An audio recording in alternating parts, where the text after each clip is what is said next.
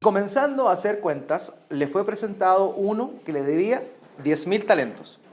A este, como no pudo pagar, ordenó su señor venderle, y a su mujer e hijos, y todo lo que tenía para que se le pagase la deuda.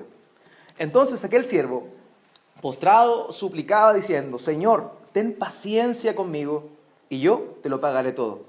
El señor de aquel siervo, movido a misericordia, le soltó y le perdonó la deuda. Pero saliendo aquel siervo, halló a uno de sus consiervos que le debía 100 denarios.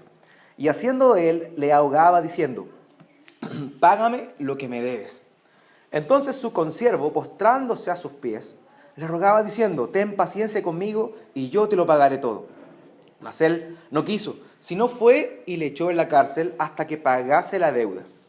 Viendo sus consiervos lo que pasaba, se entristecieron mucho, y fueron y refirieron a su señor todo lo que había pasado.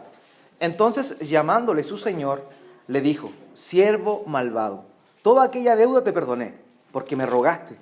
¿No debías tú también tener misericordia de tu consiervo como yo tuve misericordia de ti? Entonces su señor, enojado, le entregó a los verdugos hasta que pagase todo lo que debía. Así también mi Padre Celestial hará con vosotros, si no perdonáis de todo corazón cada uno a su hermano sus ofensas. Incline su rostro y acompáñeme a orar un momentito. Padre amado, gracias te doy en este tiempo por tener la oportunidad de poder compartir tu palabra, Señor. Te ruego que me guíes, te ruego que cada cosa que salga de mis labios, Padre, represente realmente lo que tú quisiste mostrarnos por medio de esta parábola, de esta enseñanza, Señor. Gracias te doy por cada uno de aquellos que están reunidos esta mañana. Que tú nos bendigas, Señor, y que por sobre todo podamos aprender de ti, ser confrontados con tu verdad y poder, por medio de la obra de tu Espíritu Santo, ser transformados conforme a la imagen de nuestro Señor Jesús. Gracias, Padre, te doy en el nombre de Jesús. Amén. Amén. Uno de los temas más recurrentes dentro de las películas que hoy en día vemos, que en su gran mayoría las películas que más taquilla tienen son aquellas que tienen que ver con el mundo de los cómics. Todos nosotros alguna vez leímos cómics, ¿cierto? Los hombres sobre todo. Y conocemos estas historias de superhéroes, de villanos, pero para mí en lo personal, una de las historias que más me llama la atención, y tiene algo que ver con el sermón, no les voy a enseñar de superhéroes, no se preocupen, tiene que ver con la historia de un jovencito que se llamaba Bruce Wayne. ¿Se acuerdan de él? ¿Les suena? Bruce Wayne, Batman, ¿cierto? La historia comienza de la siguiente forma, ¿cierto? Está Bruce Wayne con sus padres, van a un lugar, afuera de ese lugar lo asaltan, le disparan a sus padres, ambos mueren, y lo que él hace es prometer algún día hacer venganza, pero en realidad ese nunca fue su propósito, sino más bien hacer justicia, ¿cierto? Que a las personas, a ningún otro le volviera a pasar lo que a él le había pasado. Y eso es una constante, o sea, a mí, debo confesar mi pecado de partida, me gustan mucho las películas.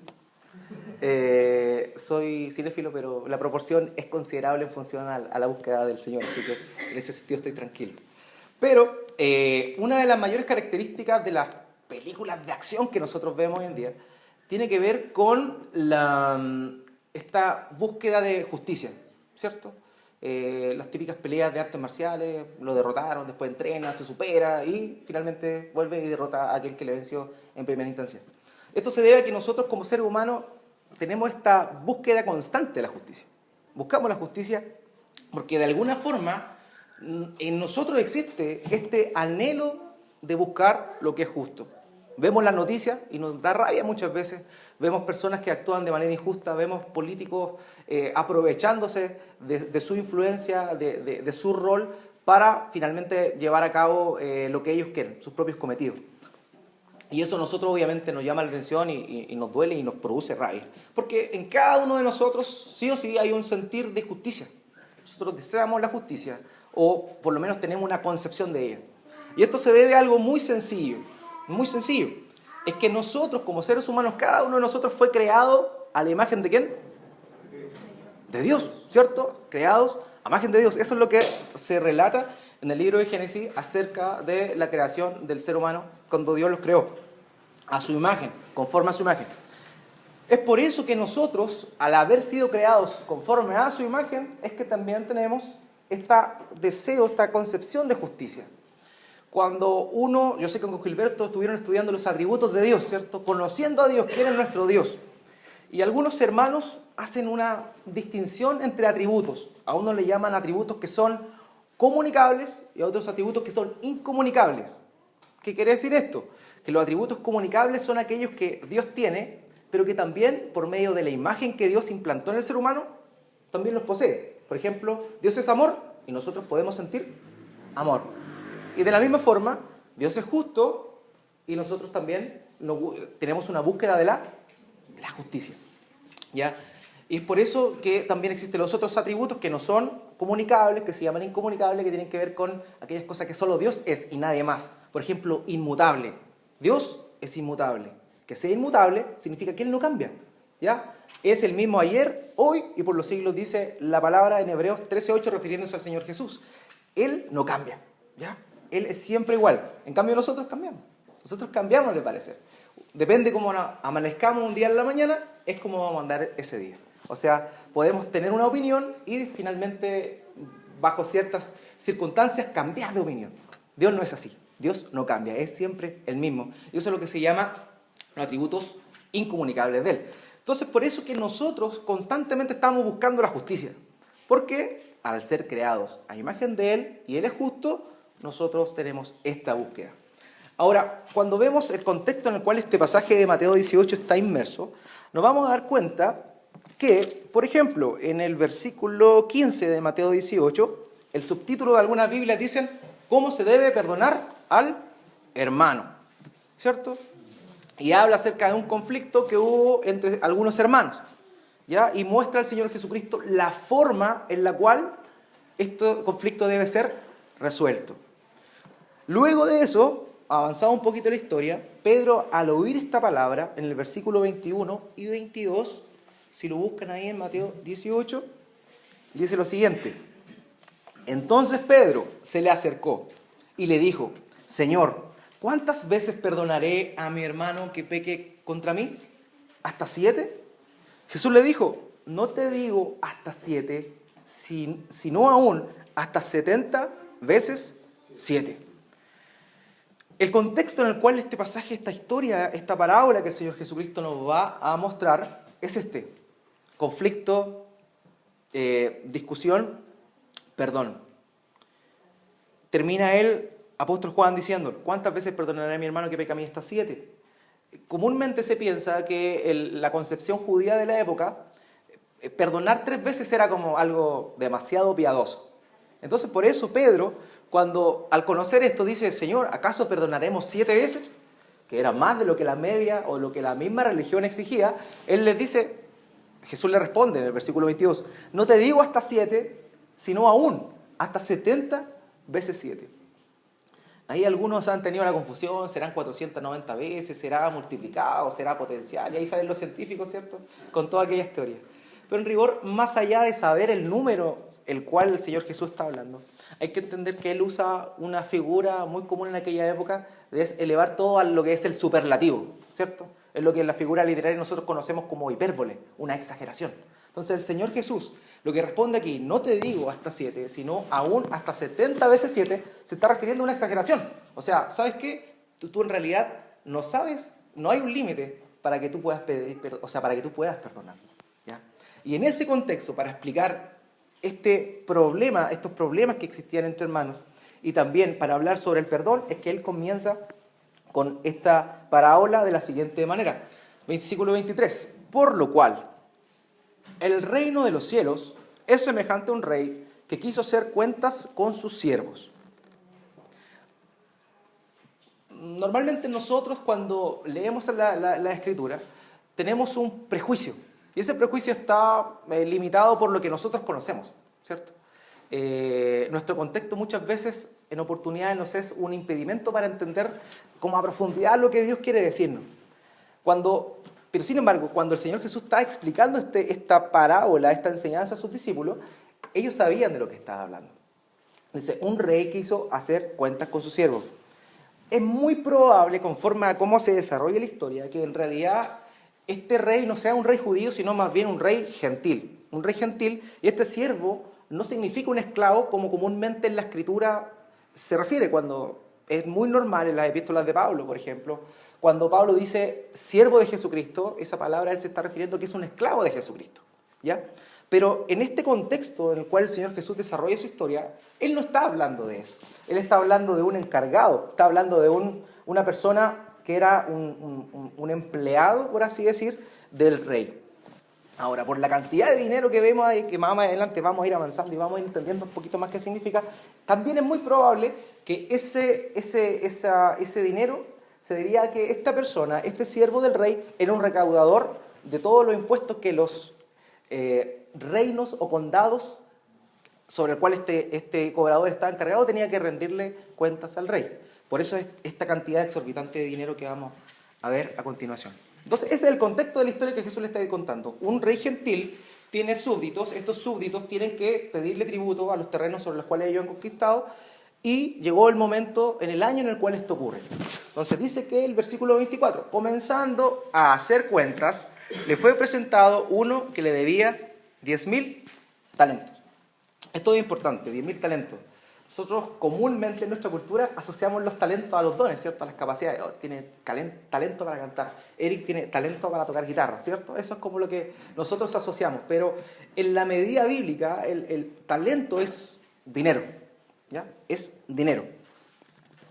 Cuando dice acá, uno que le debía 10.000 talentos, es increíble lo que esta cantidad significa. Un talento equivalía a 6.000 denarios. ¿Ya? Ustedes se preguntarán, ¿y qué rayos eran 6.000 denarios? Un denario. Bueno, un denario era lo que una persona, un obrero común y corriente, ganaba al día. ¿Ya?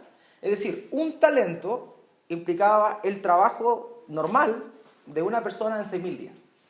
¿Ya? Un talento. Y lo que esta persona debía eran 10.000 talentos. Los matemáticos me van a ayudar. ¿Cuántos días correspondería a eso?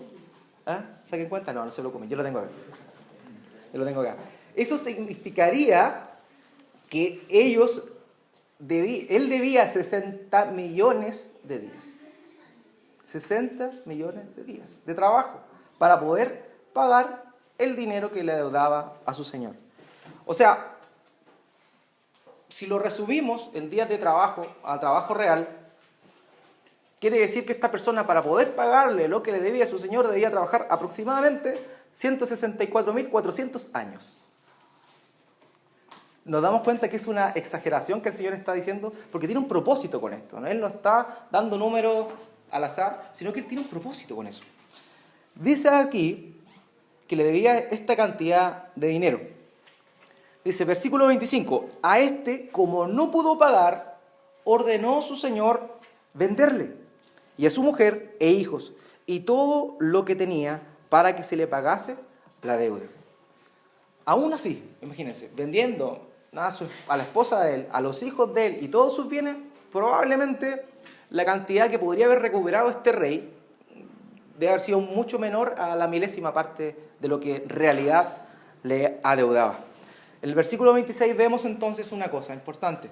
Dice, entonces aquel siervo postrado le suplicaba diciendo, Señor, ten paciencia conmigo y yo te lo pagaré todo. Esta es una de las cosas más inauditas que uno puede encontrar en la Escritura. ¿Cómo es posible que alguien pretenda pagar tal cantidad de plata? Y por otro lado, pensar que puede hacerlo en primera instancia y también, entendiendo el monto de su deuda, decirle cara de palo al rey, yo te lo voy a pagar todo. Era imposible que lo hiciera. Pero él suplica y le dice, ten paciencia conmigo y yo te lo pagaré todo. Dice el versículo 27, continuando con el relato del Señor. El Señor de aquel siervo, movido a misericordia, le soltó y le perdonó la deuda.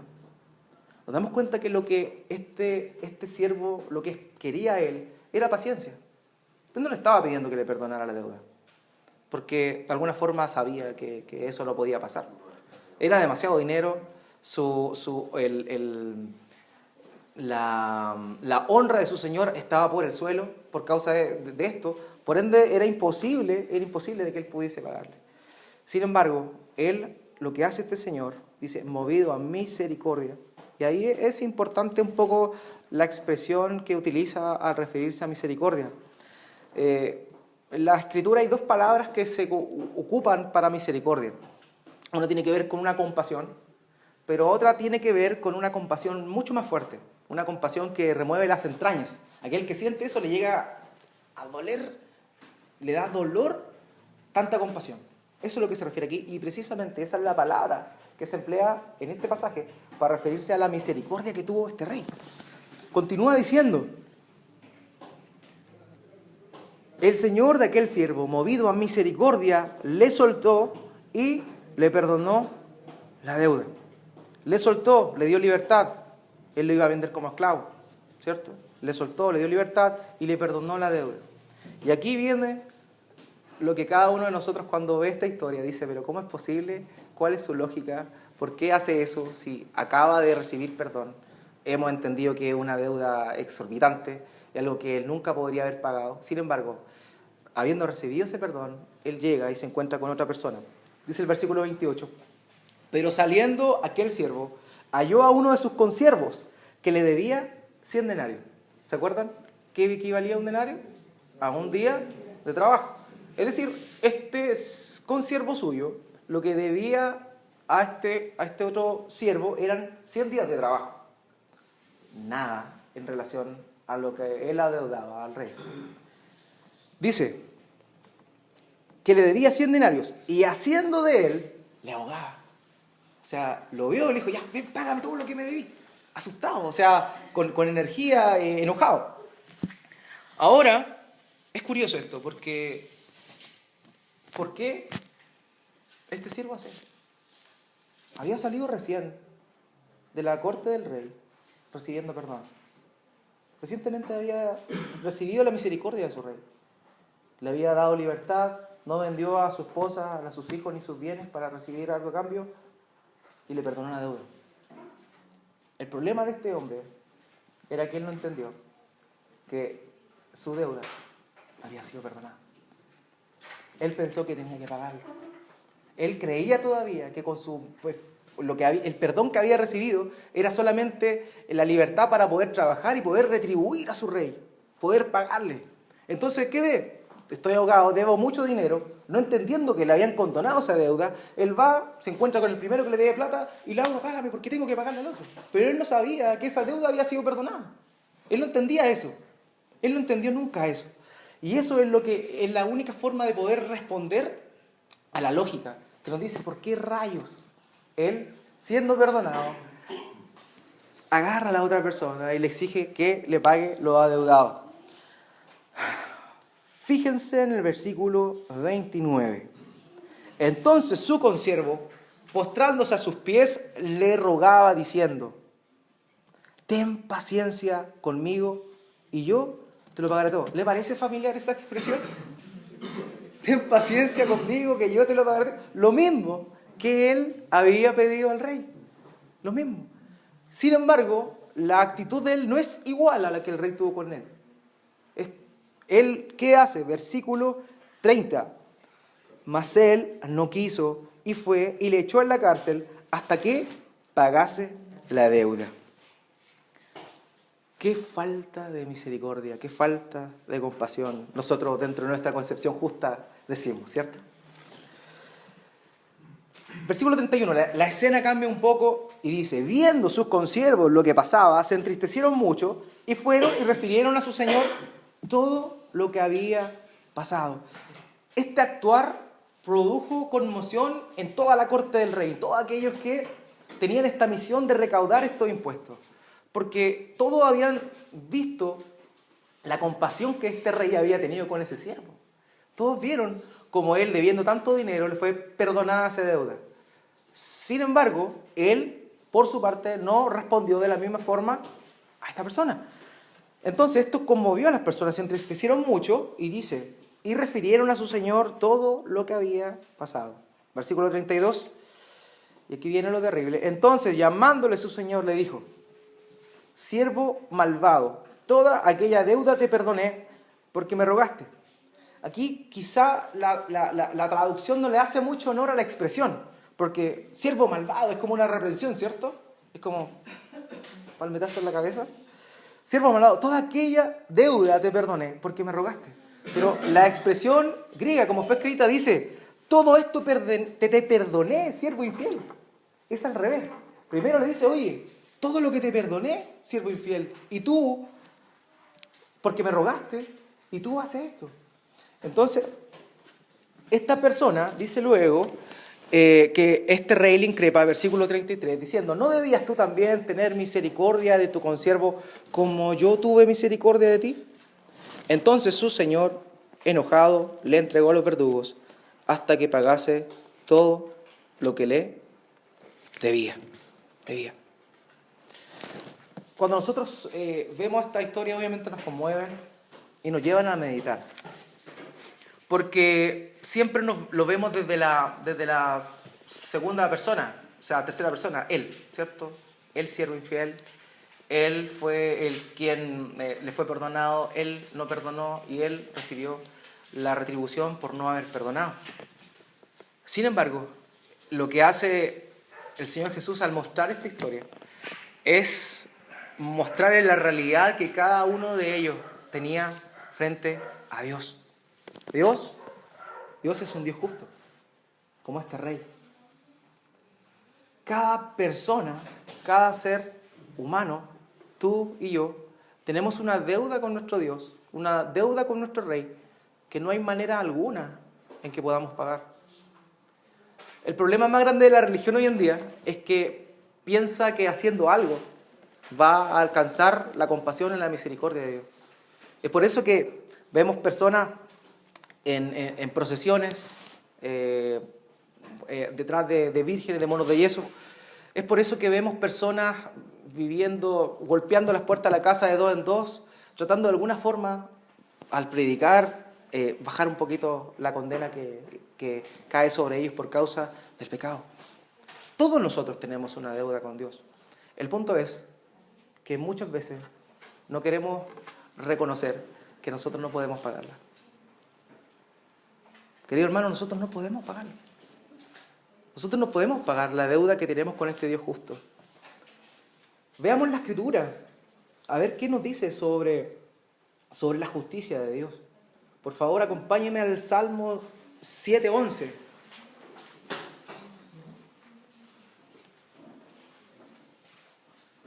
Salmo 7:11.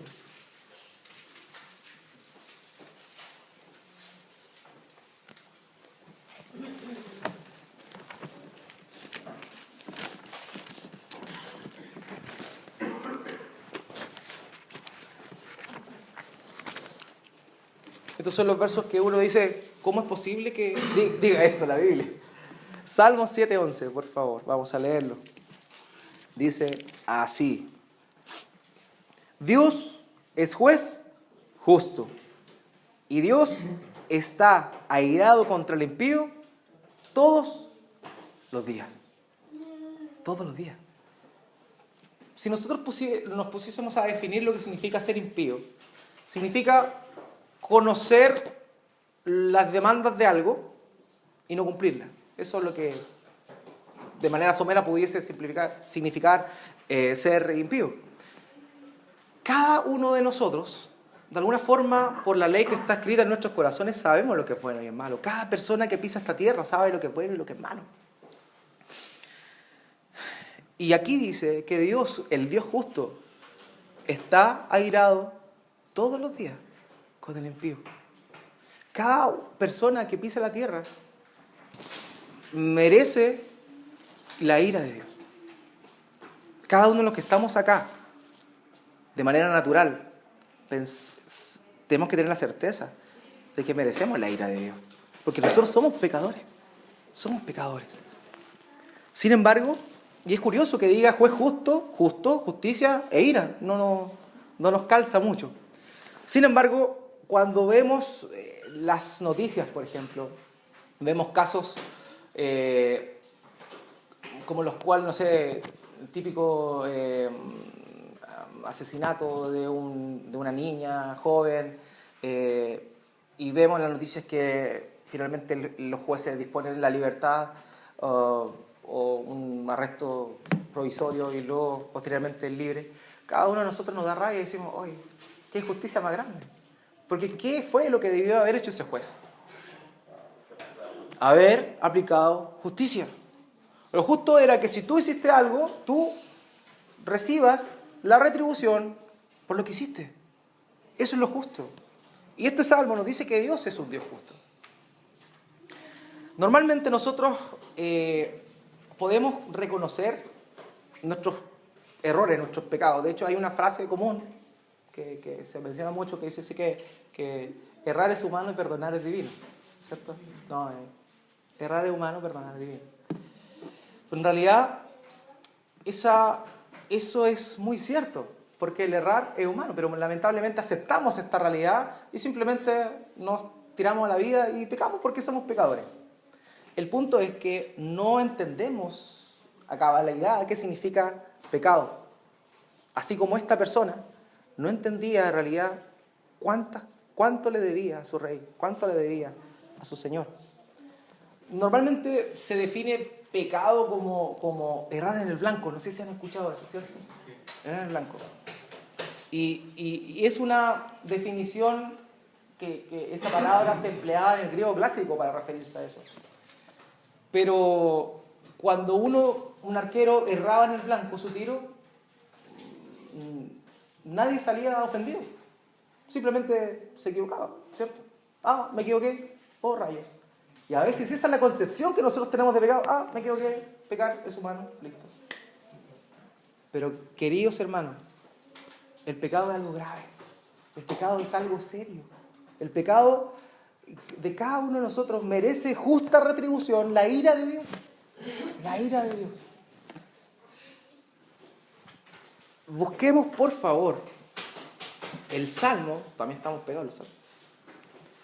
El Salmo 5:4, para seguir viendo el carácter de Dios y lo que realmente implica el pecado. Salmo 5:4, un poquito más atrás nomás. ¿Qué es lo que dice el Salmo 5:4? Vamos a leerlo. Dice, porque tú no eres un Dios que se complace en la maldad. El malo no habitará junto a ti. Ese es nuestro Dios. Ese es el Dios de la Biblia. Ese es el Dios real. Nosotros hemos atentado contra Dios. Nosotros merecemos realmente la ira de Dios. Pero ahí está la maravilla de lo que el Señor Jesucristo nos muestra por medio de esta parábola. Este rey perdona el pecado, perdona la deuda que tenía este siervo con él. Lo perdona. Quizá podemos pasar por alto esto dentro del relato. Ah, lo perdonó. Pero saben una cosa, que para Dios nuestro pecado es tan grave y le ofende tanto que Él simplemente, siendo un Dios justo, no podía pasar por alto nuestro pecado y perdonarlo. No lo podía hacer, porque la ofensa es tan grave. Es por eso, hermanos, que es importante que siempre tengamos claro eso. Nosotros estamos en una lucha constante contra el pecado, pero démosle la importancia que esto tiene frente a Dios. Es una ofensa a la santidad de Dios. Dios es santo, Dios es puro. Y nosotros todo lo contrario. Esto no podía pasar por alto. Y es por eso que en la misma Escritura Dios le muestra a su pueblo Israel en el Antiguo Testamento la forma en la cual, de alguna forma, valga la redundancia, su pecado podía ser perdonado. No sé si ustedes quizá han leído el libro de Levítico, donde se habla un poco de lo que eran los sacrificios que hacía el pueblo de Israel como memorial de lo que iba a ocurrir posteriormente con la obra del Señor Jesús. No sé si han escuchado sobre el tabernáculo. ¿Lo han escuchado? ¿Lo han oído? El tabernáculo. En el tabernáculo, que era el lugar donde Dios se reunía con los hombres, había 3 lugares. El atrio, que era el lugar donde se hacía el sacrificio, ¿ya?, por el perdón de los pecados. Luego venía el lugar santo, donde los sacerdotes constantemente ofrecían incienso, hacían en unos panes, los panes de la proposición. Y en el otro lugar, que era aún más pequeño, donde en realidad y efectivamente la gloria de Dios venía, y podemos decir que en ese momento había comunión entre Dios y el pueblo, era en el lugar santísimo. Y en ese lugar santísimo había una sola cosa, que era el arca del pacto. El arca del pacto. Y esta arca estaba constituida por una caja de madera, la madera de acacia, nos dice el relato, que era recubierta con oro. Y dentro de esa arca, dice que Dios le ordenó a Moisés echar una copia de la ley y otras cosas, que era la vara de Aarón y también la vara que reverdeció y también el pan, una muestra de pan de la proposición. Estaba entonces dentro de esa caja la ley de Dios, que representa lo que Dios espera, lo que es justo, lo que el hombre debiese hacer, sus mandamientos. Dice que Dios ordenó que sobre esa caja pusieran una placa de oro que se le llamó el propiciatorio. Y sobre esa placa habían 2 querubines con alitas, ¿ya? Y esos querubines eran los que de alguna forma representaban el trono de Dios, la visión que nosotros también vemos en Apocalipsis y también en Isaías sobre el trono de Dios. Entonces dice que una vez al año, cuando el pueblo pedía perdón, tenía que ofrecer un sacrificio. Y ese sacrificio se mataba afuera, se traía, el sacerdote lo traía, y esa sangre tenía que derramarla sobre el lugar de esa plancha de oro que se llamaba propiciatorio. Porque la presencia de Dios se ponía entre los querubines, abajo estaba el propiciatorio, la sangre del cordero, y abajo estaba la ley. Fíjense en esa hermosa figura.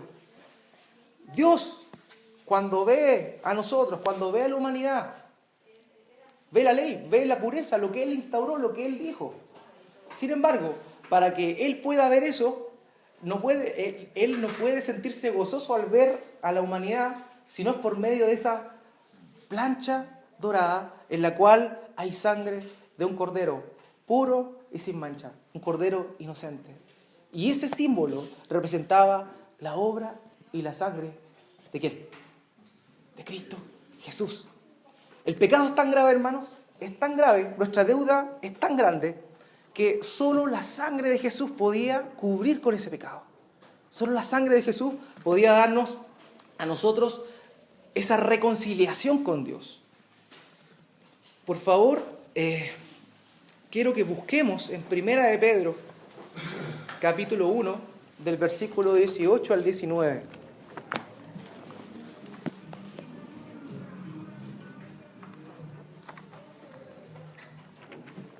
Primera de Pedro, capítulo 1, versículos 18 y 19.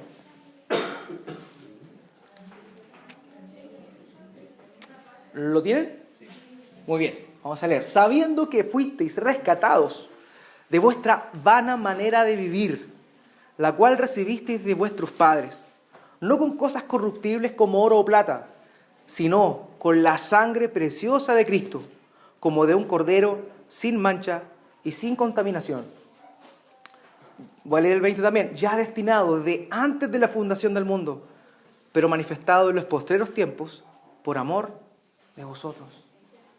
Esa deuda que cada persona tiene con Dios fue saldada sola, única y exclusivamente por la sangre de Cristo, por la sangre de Cristo Jesús. Busquemos por favor Isaías 53. Isaías 53. Aquí nos habla de una hermosa profecía, muchos siglos antes de que el mismo Señor Jesucristo naciera. Dios inspira a Isaías a decir, a escribir esta profecía que él obviamente no entendía, pero que vio cumplimiento perfecto en la vida y obra de nuestro Señor Jesús. Isaías 53, del 3 al 7. Dice, mas Él fue herido por nuestras rebeliones, molido por nuestros pecados. El castigo de nuestra paz fue sobre Él, y por su llaga fuimos nosotros curados.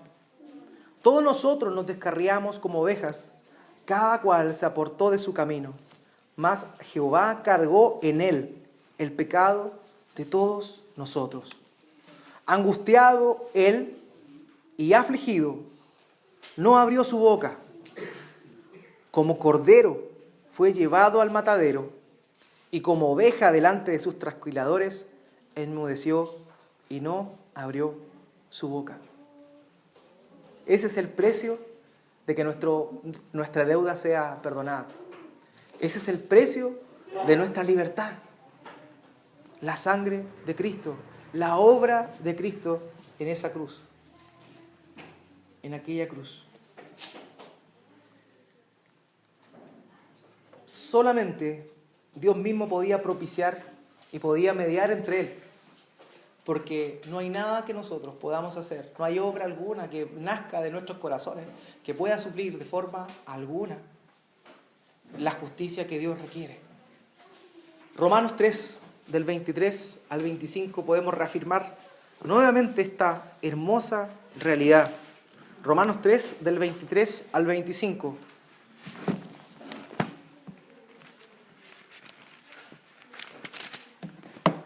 Romanos capítulo 3, del 23 al 25.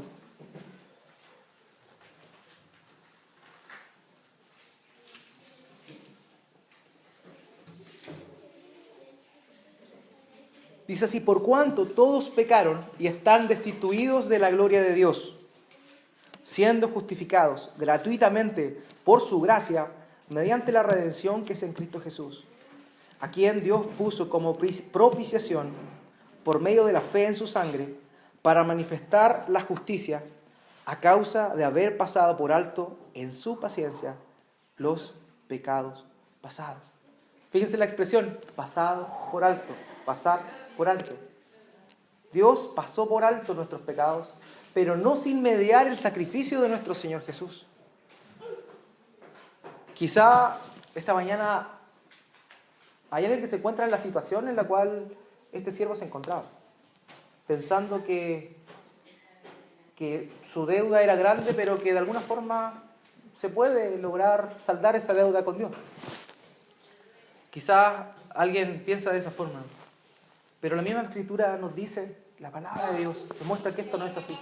Y la única forma que puede ser solucionado esto es por medio de la obra, la sangre, muerte y resurrección y ascensión del Señor Jesús. Si alguien esta mañana aún piensa eso, que la palabra de Dios, que el Espíritu Santo les convenza de lo que la Escritura dice y que es verdad. Solo Cristo y nada más. Solo la sangre de Cristo, solo la fe, es lo único que a nosotros nos puede acercar y saldar esa deuda que tenemos con Dios. Con Dios. Cuando vemos cómo continúa la historia de la parábola de Lucas 18, o sea, Mateo 18, y vemos que este siervo, no habiendo entendido el perdón, no habiendo entendido la libertad que su Señor, su Rey, le había dado, toma por el cuello a esta otra persona. Nos muestra, y lo confirmamos por medio de todo lo que hemos visto, que nunca entendió que nada podía hacer él para poder saldar su deuda. Al no sentirse perdonado, al no tener la certeza de que él había sido perdonado, no podía perdonar. No podía perdonar. Todos aquellos que reconocemos nuestra ofensa delante de Dios, todos aquellos que sabemos lo que implica haber ofendido a Dios, sabemos cada una de las cosas de las cuales Él nos ha perdonado. Unas quizá más graves que otras. Moralmente podemos pensar, yo no he matado, ¿cierto? Yo no he robado grandes cantidades de dinero. Pero en realidad esa deuda es tan grande que la sangre de Cristo era el único medio que podía aliviar con esa deuda. El tema del perdón es algo que es fuerte, es duro en esta sociedad. Vivimos en una nación que para ciertas fechas se acuerda de ciertas cosas y se divide. Y siempre hablamos de la reconciliación, del perdón. Pero eso es imposible que ocurra. No puede ocurrir algo como eso, si no media Cristo. Las personas que perdonan son solo aquellas que han recibido perdón. Comúnmente entendemos también el perdón de una manera parcial, de una manera así como nuestra típica frase, perdono pero no olvido, ¿cierto? No, yo te perdono pero no olvido lo que hiciste. Eso nunca va a pasar. Y cada vez que uno escucha eso, puede de alguna forma después se le sacan cargas, ¿cierto? O sea, yo te perdoné pero no olvides, recuerda. Entonces, pues típico eso, es una figura muy común en nuestros días. El punto es que el perdón de Dios es un perdón eterno. La palabra dice en Miqueas, no quiero que lo busquen, pero Miqueas 5 habla de que Dios envió nuestros pecados al fondo del mar. Incluso se olvidó que ahí están. Pero ese perdón solamente puede ser, o nosotros podemos tener acceso a ese perdón por la obra de Cristo Jesús. Nada más, nada más. Si nosotros hemos recibido el perdón, si nosotros hemos magnificado, visto lo que implicaba nuestra ofensa ante Dios, para nosotros no va a ser difícil perdonar a alguien. Para nosotros no va a ser complicado hacerlo. Dentro de nuestra carne van a haber cosas, pero cuando yo me pongo a pensar, me pongo a meditar y digo, chuta, en realidad, o sea, si Dios me cobrara cada una de las cosas, de las ofensas que yo he hecho a su nombre, a su gloria, yo debería estar fulminado. Y no tan solo yo, sino que cada uno de los que estamos acá deberíamos estar fulminados, porque le hemos fallado a Dios. Pero Él en su misericordia, en su paciencia, nos ha dado este maravilloso regalo de la gracia, este maravilloso regalo de la obra de Jesús, y por medio de ella, nosotros ahora nuestros ojos están abiertos, podemos entender que hemos sido perdonados. Y por ende también podemos perdonar. La historia cuenta de un rey francés. Antes de la Revolución Francesa sí, porque después de la Revolución Francesa fue todo mal, hasta el día de hoy en Francia. Pero la historia cuenta de un rey que era Luis XII. Y Luis XII, antes de ascender al trono, él era un hombre que tenía muchos enemigos. Lo odiaban a muerte, a muerte. Pero cuenta la historia que cuando él ascendió al trono, él mandó a llamar a cada uno de todos aquellos que le tenían mala y que eran sus enemigos. Todos estaban claros lo que iba a pasar. El rey nos mandó a llamar, nosotros somos enemigos de él, el rey nos va a matar. Pero dice que para asombro de cada uno de sus enemigos, cuando llegaron allá, se presentaron delante de la corte del rey Luis XII, dice que él les dijo, los perdono. Todos quedaron totalmente impactados. Todos quedaron con la boca abierta. Y de alguna forma se preguntaban por qué razón lo había perdonado. Esa es la historia, que la respuesta que Luis XII da es que él, antes de llamarlo, tenía el nombre de cada uno de sus enemigos. Y al lado del nombre de sus enemigos había puesto la cruz. Porque él sabía que si Dios le había perdonado a él por medio de la cruz, él por medio de la cruz también podía perdonar a aquellos que le habían ofendido. Quien ha recibido el perdón puede perdonar, puede ser libre de eso. Y eso es el maravilloso mensaje, una de las maravillosas consecuencias de la gracia de Dios demostrada a nosotros en nuestra vida práctica. Efesios 4:32, en Efesios 4:32 Pablo nos muestra esto. Pablo le habla a la iglesia de Éfeso y pone este mismo ejemplo que vimos en la vida de Luis XII sobre sus enemigos. Efesios 4:32.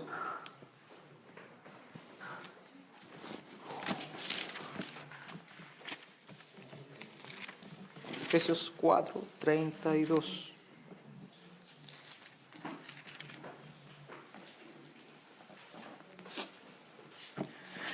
Antes, sed benignos unos con otros, misericordiosos.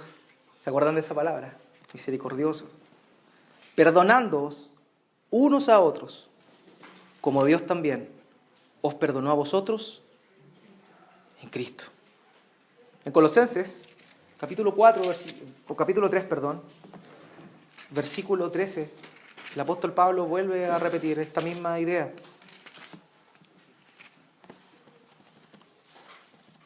Colosenses 3:13.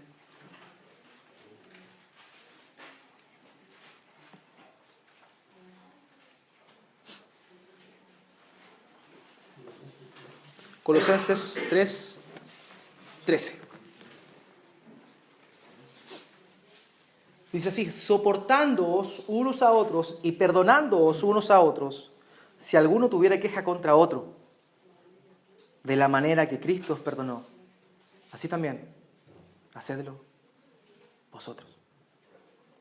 Eso es el llamado que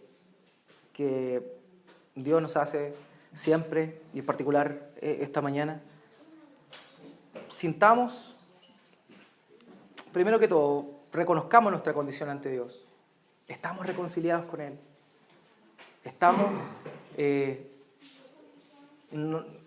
Estamos experimentando esa libertad. Si no, todavía tienes oportunidad. Si ya estás y te sientes perdonado, pero te cuesta perdonar, recuerda que el que perdonó tu ofensa espera que tú perdones. El que tuvo de ti misericordia espera que tú tengas misericordia. Porque eso es lo que hace el Espíritu Santo cuando entra a la vida del creyente. Hay algo que nosotros muchas veces conocemos de memoria que se llama el fruto del Espíritu, ¿cierto? Y lo podemos recitar: amor, gozo, paz, bondad, benignidad, paciencia, fe, mansedumbre y templanza. Lo podemos recitar de memoria. Pero aplicarlo es difícil. Pero recordemos, cada vez que no podamos aplicar algo de esto, recordemos que en una cruz alguien inocente pagó por nosotros. Y de esa forma, de esa misericordia, esa gracia que Él dispensó para con nosotros, nosotros también lo hagamos con aquel que tenemos algún problema, alguna dificultad. Ese es el llamado del Señor para esta mañana. Invitarle que se ponga de pie. Vamos a orar al Señor para agradecer por su palabra.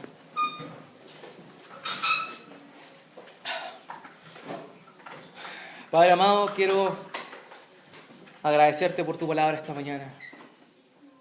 Muchas gracias porque antes de poder yo pararme frente a mis hermanos y poder compartirle esto, soy yo expuesto en primera instancia ante tu verdad, ante tu luz. Gracias, Padre, porque tú, en tu gracia o bondad, has perdonado nuestros pecados única y exclusivamente por la obra de nuestro Señor Jesús. Muchas gracias porque no te quedas tan solo con eso, no te quedas tan solo con perdonarnos nuestra deuda, sino que también nos das libertad, perdona nuestro pecado y nos das la posibilidad también de ser como tú. Así como tú tuviste misericordia y compasión con cada uno de nosotros. Nosotros en esta vida tan difícil que te llevamos día a día en nuestro diario vivir, poder también ser un reflejo de ti por medio de la obra de tu Espíritu Santo y también entregando perdón a aquellos que nos han ofendido. Gracias, Señor, por esa obra en la cruz. Gracias por ese perdón. Te agradecemos, Padre amado, en el nombre de Jesús. Amén. Amén. Gracias.